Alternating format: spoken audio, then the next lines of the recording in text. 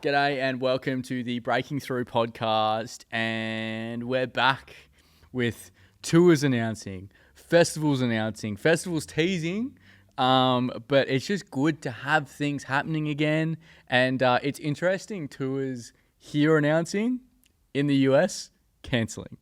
Tyson, I never thought I'd say it, but Australia's getting, some good luck. Australia's getting some good luck at the moment. We are. There's heaps of stuff coming here. Like, what's coming? Slayyter's coming. Cat's Eye's coming. Oliver Tree's coming. Post Malone also coming. Yep. Jack Johnson. That lineup's pretty. That's a good lineup for River Stage. I thought they'd be in a bigger venue. Yeah. So that shocked me seeing that. But who is it? Jack Johnson, Ben Harper, and John Butler. Of John Butler Trio. That's massive. So yeah, that's a show where it's like, yeah, I'll see the sports. Yeah, that's Blues Fest right there. RIP. Very true. But before we get into the tours that are coming here, I want to touch on Olivia Rodrigo announced a tour. So I know I do content on this because it's like, yes, it's not Australian shows, but it tells you they're touring and it tells you what sizes they're doing, and they're not really going to change when they come into Australia. So it was interesting because they had digital billboards go up like the morning of, and then morning of for us, and then it got announced late at night for us. So those digital billboards were out for hours before anything got released. Yeah. I don't know if that was intentional, because usually when digital billboards go out early, that's not intentional. I hear a lot of chatter about like, fucking they got the wrong time. So I'm very curious about that. But, she's doing a lot of multiple shows in cities and that type of stuff. So I'm guessing that'll be the same here. Yeah. One thing that I will mention though is there's, when you buy some merch or something from the Australian store, there's something that is exclusive for Australian fans. It's like a letter or something. I don't know what that is yet. If anyone gets that letter or sees what that is, please send that in, because I reckon it's going to say, can't wait to see you when I'm in Australia. Can't wait to see you when the tour's on, yada, yada, yada. And I think that's a really good way to get people to buy your shit. Yeah. Just November 2027 is all that's got to be on it, like sort of thing, with maybe a QR code. That's going to be massive when she comes over. She's got great supports in the US too. Die Spitz is supporting her. Last Dinner Party. Yep. Wolf Alice is also on that too. Support. Huge. Yeah. So hopefully she brings someone cool down here as well. Yeah, it's we usually don't get the same supports, but if we got one of those, I think it's also I done some research into them, and it's like all those supports on these really big tours usually go on to do some pretty cool shit. Yeah. So Chaperone did the Olivia Rodrigo support on the last tour. Yeah. So, there you go. So that doesn't surprise me. Now Slayyyter, this tour, man, like we may or may not have had some insider info on this tour coming. I didn't believe it in the end. I got to editing the episode and I was like, I'm going to actually cut this bit out. I don't really believe that she's coming this soon. We didn't want to get anyone in trouble. Yeah. But it was also on Reddit, like, so everything was pointing towards that. But Slayyyter not doing an Australian festival set, I don't know how to feel about it. Like, I'm seeing a Coachella set and I'm like, dude, I want to be there so bad. Yeah. That'd be sick for it. Like, I just thought she fit Laneway so incredibly well. Does this rule her out of Laneway now? Because they're, I think, August shows. Yeah. Well, tickets are going on sale tomorrow or today when this episode comes out. If she sells out the tour, she could come back like Addison. Addison came back after a couple months. Slayyyter's on the same trajectory. It's all up from here. And that new album is going to get a second win, a third win in the next couple of months. We could get her on a festival still. She could be come back for Laneway. I don't know, because I saw a lot of comments going, oh, so this rules her out. Because whenever we see other acts and it's like, oh, they've toured this year, especially in, towards the second half, are they going to want to bring them back? Because you'd have to make them exclusive, right? Because then there's no point in them doing side shows because they were here like a couple months. Or if her trajectory is just nuts over the next 6 months, she could be doing arenas and then that exclusive looks right. Yeah. I don't know. I wasn't disappointed because I will be going to that Slayyyter show. Yeah, yeah. That show's going to be sick. But I just thought, I want a tent set. Yeah. I want a tent set. I want a 10 set too. I want a Coachella tent set. I wouldn't cancel it out, man. I think this is going to be a huge year for Slayyyter, and I think they're going to have her working. Just go back to Australia. Get your ass back. Yeah, back there, do Wildlands. There's a fucking festival that's right for you. Definitely laneway. But yeah, I saw that and I was like, especially it's only East Coast, so if she did come back, it would be obviously all round. But yeah, the tour surprised me because it's in between dates that she obviously already had. Yeah. So obviously we were just looking at the start and the end and going, oh, maybe at the end of that start, yada yada yada. But yeah, to just fit us in that little slot, I thought was interesting, and to go to those venues, like, man, I think it's gonna be a really good show that I'm very excited for. It's going to sell out. Invest in those tickets because they're going to be worth a lot by the time the show rolls around. Yeah, I think this is the last time we'll be able to see Slayyyter for under $100. Yep. I don't think that's coming back again. And I was very curious to see how much it was going to cost. I thought it'd be like, maybe that 109-ish, but it was like 89 or something. So I was like, hello. Pretty good. Yeah, not bad. Now, on to Strumming Bird. This festival, this country music festival in Australia, has Post Malone headlining. Yeah. If you had said to 2023 Brenton that had just seen Post Malone headline Spilt Milk, that Post Malone, the next time he was going to come back, was going to headline a country music festival, I would have been like, what are we talking about? Yeah. What do you want? But he's doing it. How does that go, though? How does Post Malone sell that out? It's hard to tell because this is where I'm at with it. Old Post Malone fans might not be that into country. He's made the pivot, but has his fans made the pivot? And also, are country fans that into Post Malone? Because they've only had about a year to get into his country stuff. You think they go with someone more like down to the roots, like Morgan Wallen or Luke Combs, for this sort of thing? I was really surprised that he's doing it. And I'm curious to see how it goes. I had this theory of like when he announced the Asia shows with Don Toliver, I was like, maybe they're splitting. Maybe Don's doing something else and he's doing Strumming Bird. Yeah. And that's weird too. How can you go with a tour with Don Toliver and then go to a country festival? It's just a very like, where's he at right now?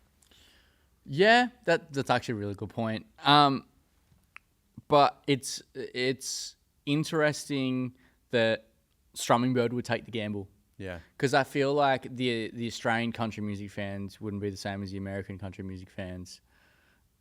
And we haven't had a Post Malone country music set yet. Yeah. So we don't know how it translates yet. So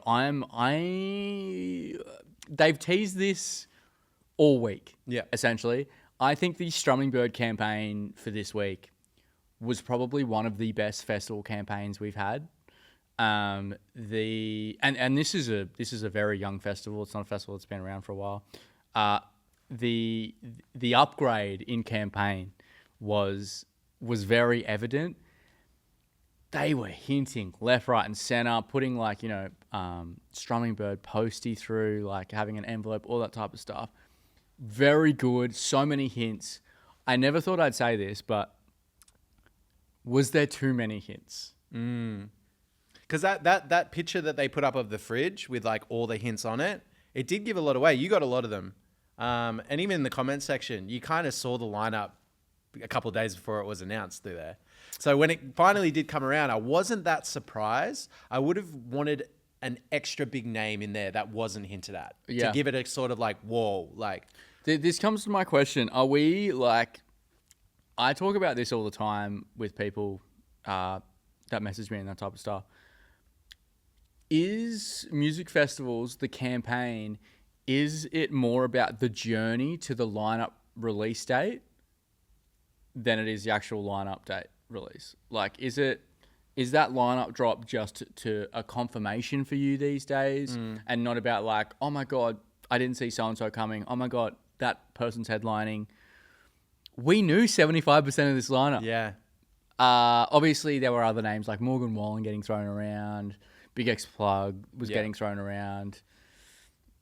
Obviously weren't in there. I am just interested if something like this campaign could work for something like a Spilt Milk. I don't know. I think sometimes what promoters don't realize is sometimes people just like having fun thinking of rumors and doing predictions and like doing a little bit of investigative work on like, oh, what does that mean? What does that mean? I think sometimes it can go too far where you've kind of just like shown your cards and then you do the lineup and everyone's like, oh, I already knew that was all the lineup because I decoded it like a week ago. But they're going to get that on the normal hints anyway. Sure, yeah. I think it was a really good campaign. As I said, I think it's one of the best campaigns we've had. It looked really clean. And you had to... They know that there's going to be people like myself and other creators doing videos on what's that hint? What's that hint? What's that? Nothing of it. And you got fans that are interacting with them and being like, no, it's this. Like, they're correcting you. It's fun. It's fun to, like, get your rumor mind, like, flowing. Yeah. And I would have just liked one other name there that wasn't hinted at all. So you can have that, like, we guessed all of these, but holy fuck, I didn't expect that to happen. Yeah. Maybe as the festival grows, goes to different locations, whatever, they can do that. And if you're having Post Malone on there as well, that's a gamble anyway. So I think, that's not really a criticism. It's just more of a, like, the balance isn't there yet. Yeah. Where before, like last year, I'd have gone like, this festival did no run up. They did barely any promo. They didn't do any teasers. They didn't do nothing. So they've gone from one extreme to the other. Yeah. Where I think the middle ground's just a little bit back. Just a little bit. But, like, it's good to see a festival doing stuff like that. And they did it the whole, they've done it for the last week. They've had people guessing. They've gotten the people talking, which is exactly what festival campaigns should do. We're nitpicking. Yeah. Which, that easily one of the best. And I'm always talking about campaigns going for longer than a week. I think this campaign that's all it needed. Yeah. I agree. I'm always like, a campaign should be 2 weeks long. I think this was fine. Like, they put enough in it where it was fine. So it's made me rethink how I see festival campaigns. But yeah, I think Strumming Bird's got a really strong future. Yeah. I don't think you need to give that much of the lineup away. 2 or 3 acts, cool. Like, I like what Layway did when they put the apple just on the dates. And then everyone was like, Charlie XCX is playing. But that's a headliner, though. That's the headliner. Yeah. I don't mind that. If you're only giving that away, that when the whole lineup drops, you're like, whoa, Joe's playing this, So question then. Should festivals hint at the main headliner? Yeah. You think they should? I think they should. Yeah. Because that's what gets the hype up. You don't want to go like, hey, guess who's 5th on the lineup? I like that. I am also on the same page, but I could see the other side. Yeah. Because I think it's like, it also depends how big the lineup is. Like if you're hinting at other acts and these other acts are huge, fine. But if your headliner is like the main, the main act that's coming, all the budget's going to there, I can see that taking out, when the actual lineup's announced, that maybe I would have liked a little bit more secrecy. But like, the headline is selling 80% of the tickets, like this is true. But like, I think Post Malone was hinted very early on, but I did heaps of videos on it. A lot of other people did videos on it, so it did its job. But I can see the other side. Yeah. But another question I got that I haven't answered: will Post Malone do sideshows off Strumming Bird? Surely, I can't see him not doing sideshows. Did Jelly Roll do sideshows? Yes, Jelly Roll did sideshows. Okay. So this is the best thing about these regional festivals. I can't see these headliners just coming to regional festivals and leaving the major cities out. Yeah. If you're coming this far to Australia, you're going to get your money's worth. So I'm expecting, obviously, them to do Strumming Bird and then Melbourne, Sydney. Yeah, I agree. I don't think they'll do Brisbane. Too close to sunny coast. Won't bother. Like Jelly Roll last year did Harvest Rock as well. Yeah. I don't think Posty will do that as well. You Because don't think? Jelly Roll, his tour as well didn't go that strong. Yeah. That to reduce ticket prices. Jelly Roll feels like a psyop to me. I don't know one of his songs, but he's considered do I. massive. But like, I think Post Malone. Oh, I think you've just made me change my mind. Post Malone has, if he does like a mixture of country and rap sets, I think that would be perfect for an Australian audience. Yeah. I don't think anyone wants full country. I don't know how full country's going to go at Strumming Bird. If you're there to see Post Malone, you want to see the old hits. But you're not going to see Post Malone at Strumming Bird and be like, yeah, I'm expecting a rap set. I feel like that's what he's going to do. You can't. Yeah. You can't. Like, the Strumming Bird can't be like, yeah, dude, chuck on White Iverson. Did you see Stagecoach that happened, like, I think it was last weekend over in Coachella? It was right after Coachella. It's a festival that happens after Yeah, that. isn't It's it a country last one. weekend? Yeah, But, yeah. like, Pitbull played and, like, Little John played. It's like, country's just, like, become a mesh of just all different genres now that are all... Post Malone's the headliner. Yeah. Like, it would be so... I mean, I would love it. But I'm seeing people go like, am I about to go to a country festival just for Post Malone? Which is, it's a fair fucking question. Yeah. And I'd love to see an Australian set list of like what he does. But yeah, I'm expecting sideshows for Melbourne, Sydney. I know people in Perth got pretty fucked over with obviously not coming over. I don't think you get sideshows either. I just think it's an East Coast run. Maybe Adelaide for Harvest Rock. Like, that's still a really good get. But then, like, he can't announce the Australian shows and then have question marks over Adelaide, just like Jelly Roll.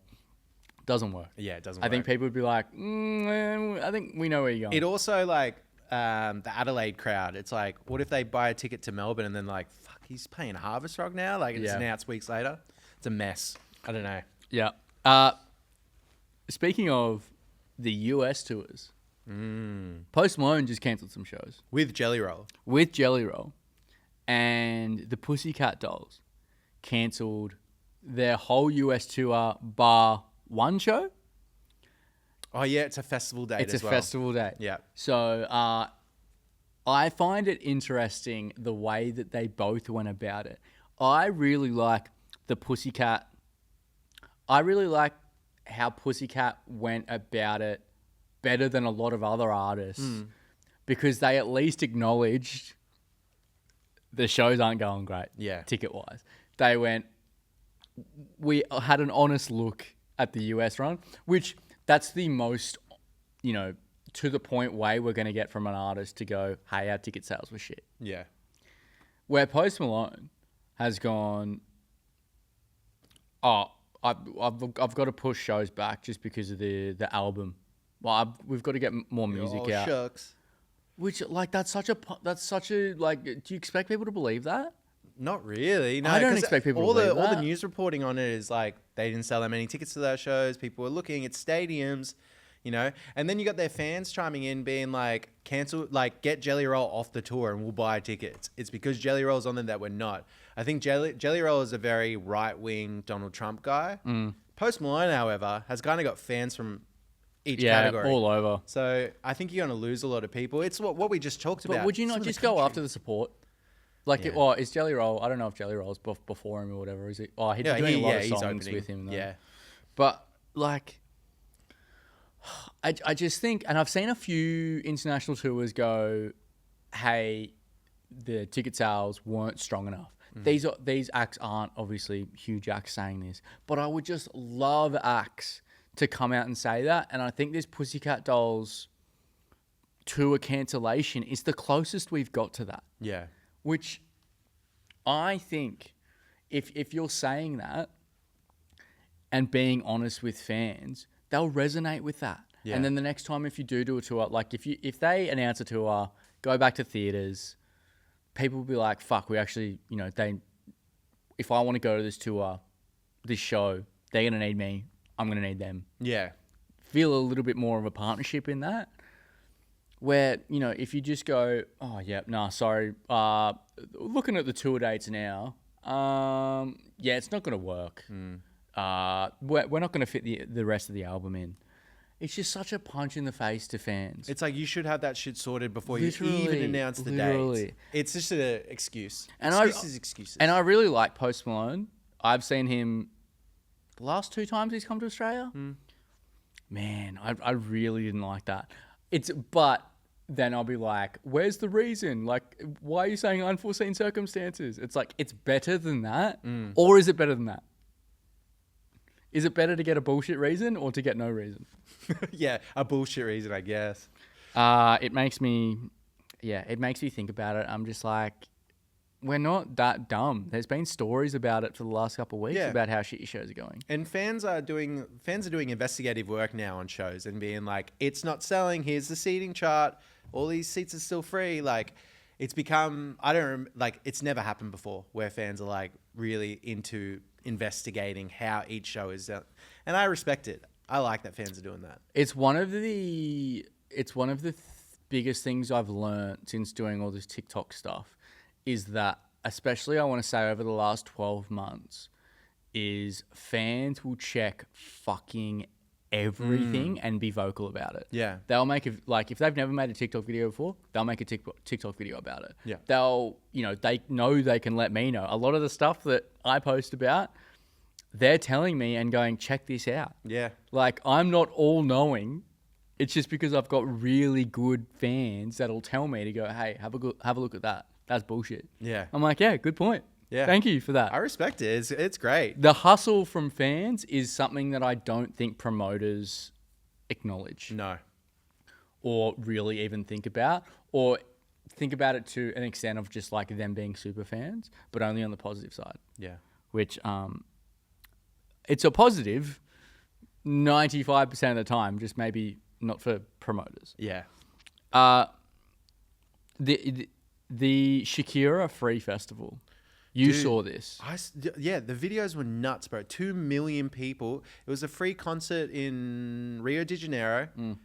Seas of people, bro. They did a shot where it was like the camera was kind of like panning across the whole audience, and it just kept going.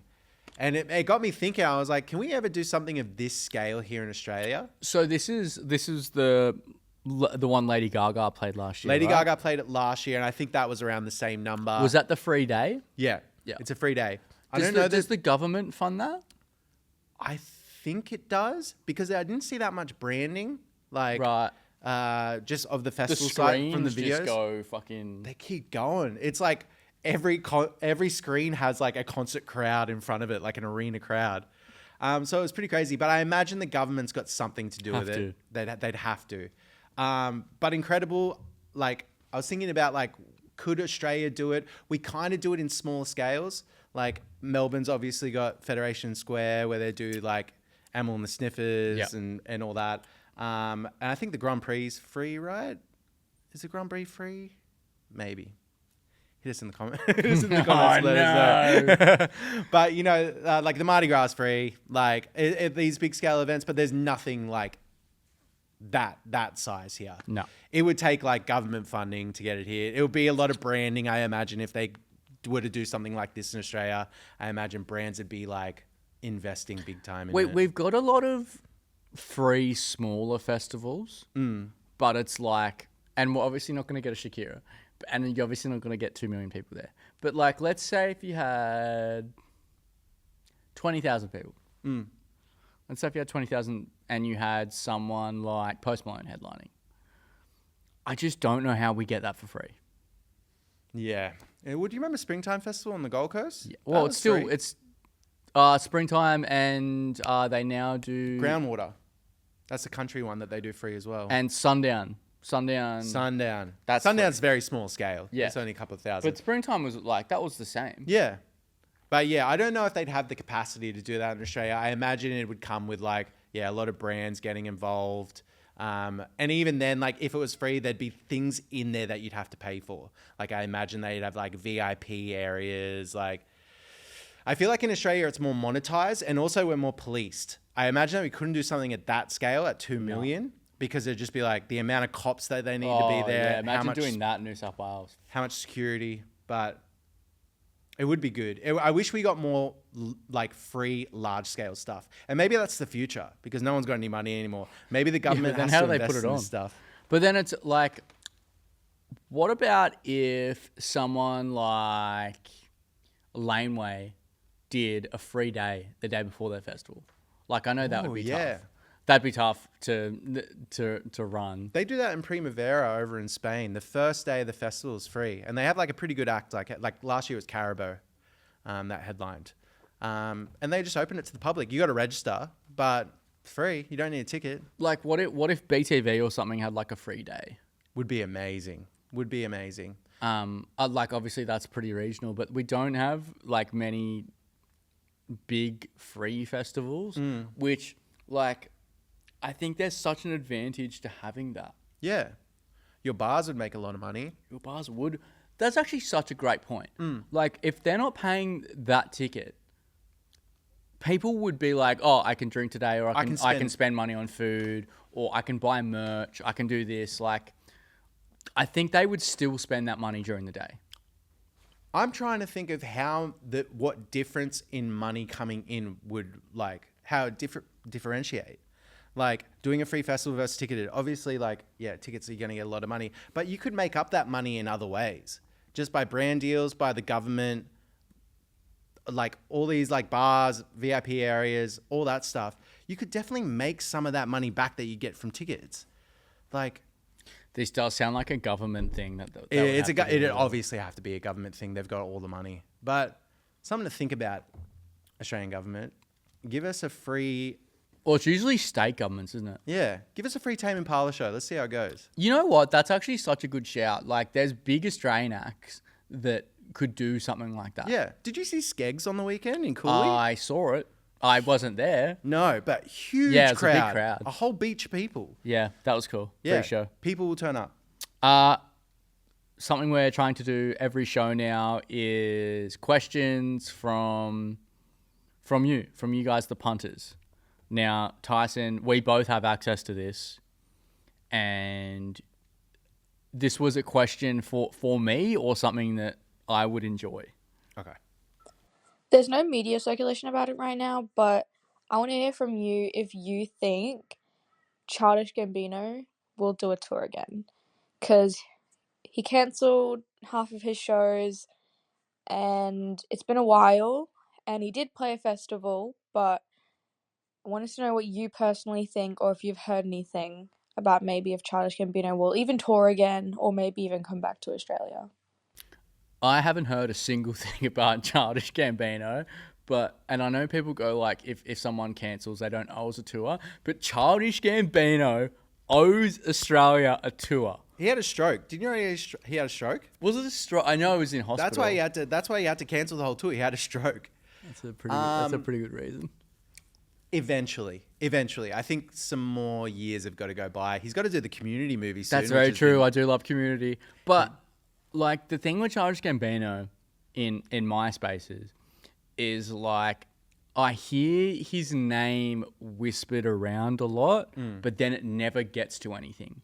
So it's like, I'm getting to the point where it's like, I would love him to. I just don't know when or if it's going to happen, and I would love to see that man come back to Australia.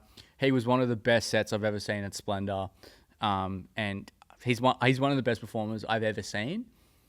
I would love to. I'm with everyone else on this, but unfortunately, I've heard nothing concrete, but he's got to come back to Australia. I think the next step for him is... Well, he did the Mario movie. He's making more money in movies than he ever would in music. He's got to really want to do music. But he's got to get that itch. He's got to get that itch. And I think he's also on this cusp at the moment. In a couple of years' time, he's going to be a legacy act. And I think he's going to wait till then to come back. Legacy, yeah. Because when did he was out in like early 2010s. His first EPs were coming out. And then that big album of his was like 2018, 2016? Yeah, 2018 feels right to me. We'll get ripped to shreds for not knowing the exact date on that one. But yeah, I don't reckon for another like 4 or 5 years. Nah, fuck that. Come back. Now, this is the last question of the pod. We like to stay away from laneway for as long as we can because we love laneway and we just get too involved. But when someone asks, we've got to accept. Hey guys, fan of the pod. I've got a laneway question. Do you think they're going to stick with the pop girl thing they have going for the last year or two now, especially this year? Or do you think they're going to go back to the more alternative side of things next year, which I really hope they do? Because we're due for another Mac DeMarco appearance, I reckon. A Dijon in there. Bring back more of the sad stuff. Phoebe Bridgers maybe come back. I don't know. I reckon we might see Hayley Williams pop up next year. Got a little hunch in the back of that one. Yeah, that's it. I think he's on the money, That's right? a really good question. I think Hayley's going to be on it. You reckon Hayley's going to be on laneway? Yeah, I've been thinking about this too because I'm like the headliners that they can get are there's only a couple of people they can get that can continue that trajectory. Charlie, Chappell, blank. We were thinking about Lana. This, yeah. It's looking less likely now that it's going to be Lana since there's been absolutely no peep from her. I'd like to see it go back to the like sort of like 4 split headliners that they did the Haim, Phoebe Bridgers, Fred again year. I think, and then they did like a 3-year. They did Stormzy, Steve Lacey, and Dom Fike. I think it was Joji. Was it Joji? Dom Fike. Okay. I prefer that. I prefer that too. But I wonder if they can do that now that they've done 2 massive headliners in a year. Yeah, but I'm thinking of like a campaign. We were just talking about being able to do hint campaigns. Yeah. You could hint the hell out of 2 of those headliners and then keep one secret. I would really like that. And I think I would love them to go down the indie path again. Yeah. But if they did keep going pop girly, I can also see why. Like, it is being successful. I don't know how successful, but it is being successful at the moment. So I could understand if they went that. I just don't know how long that can go for. Yeah. Yeah. It's almost like a reset if they were to go like the split sort of headliners way with no clear person at the top. But isn't that good though? I like it. I don't know, because the last 2 years must have brought so many new fans of Laneway in that probably have never come before. A lot of people that I've heard that it's a lot of fans that even haven't been to festivals before. Yeah. Not even necessarily Laneway. So, I think Phoebe Bridgers, that's a good pick. That's a very pick. Laneway pick. But I've had this question a lot over the last little bit because I'm already getting questions about Laneway, and I just don't know who they would have locked in. Yeah, it's going to be a good mix. Like pop indie, I think it's just going to be both still. But Hayley's a good pick. I think if they were to do it, like, look, this is how I'd see like a 4 headliner sort of one going for next year. Somba, Lola Young, Hayley, and the XX. That's a strong 4. I think that's a strong 4 that's spread out with no clear, like, oh, who's on the top there? My boy Somba. Somba probably. But that is what I hope they do this the next year, you know? Yeah,